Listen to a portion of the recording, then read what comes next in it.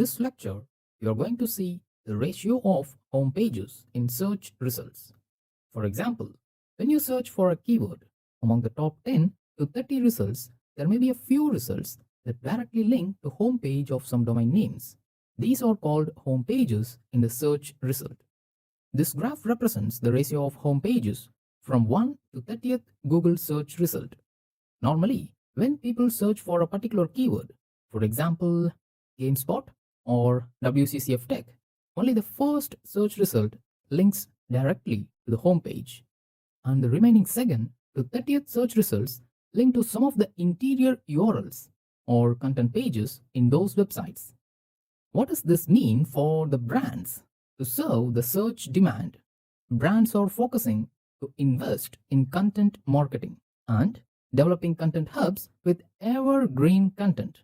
This is paying dividends for the brands to identify themselves as knowledge centers, to serve best user experience to their users, and to direct them to these most relevant content pages. This trend also holds true compared from 2013 to 2014, which indicated that this is a long-term trend and this trend is going to follow for the coming years.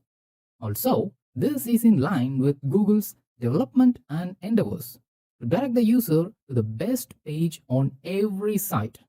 That is, directly to the page that has the answer for the user's search terms. Before moving further, I wish to make you clear about the difference between subdomains and directories. If example.com is the domain name, then example.com/blog is directory page and blog.example.com is the subdomain. The proportion of home pages ranking in lower positions has significantly decreased in 2015. This means that from search result position 2 downwards, there are more interior pages, that is, specific landing pages at directories level or subdomain level. So what is the final inference from this graph? Approximately 90% of the search results with rankings 2 to 30 are interior pages, and they are not the home page. On the other hand, 30% of the URLs listed in position 1 are the home page to the domains. Now what's next? Many of you might have a question. If I buy a domain with .com extension, will I get a boost in search ranking? Let's discuss the answer in the next lecture. In this lecture, we are going to see what is the percentage of .com domains in Google search results.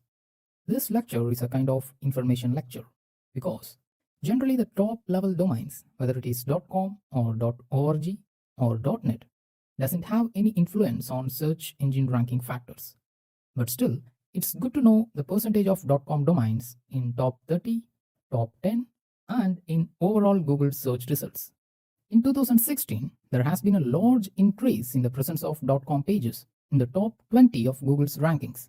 Since the correlation factor is exactly 0, this SEO factor has zero influence on search engine ranking.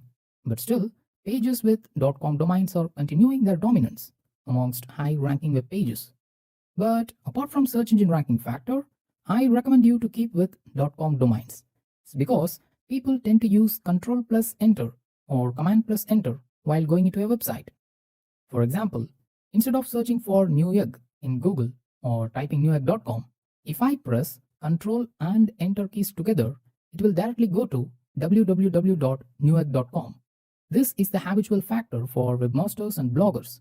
So if you have a .com domain, then you have a slight competitive advantage in case of your customers or visitors who are bloggers and webmasters. In the next lecture, let's see the usage of flash content in your web pages and how it affects your ranking in Google search engine. In this lecture, we are going to see how many percentage of websites that come in 1 to 30th search result contain flash content. The proportion of pages that use flash is significantly lower in first 2 to 3 search result position than compared to 4 to 30th position. This graph represents only the desktop search results. In the mobile search engine result pages, the fraction of flash pages is just 5% compared to 14% average in desktop search results. So you could have observed that the top 3 positions are occupied by the pages which contains significantly lesser flash content.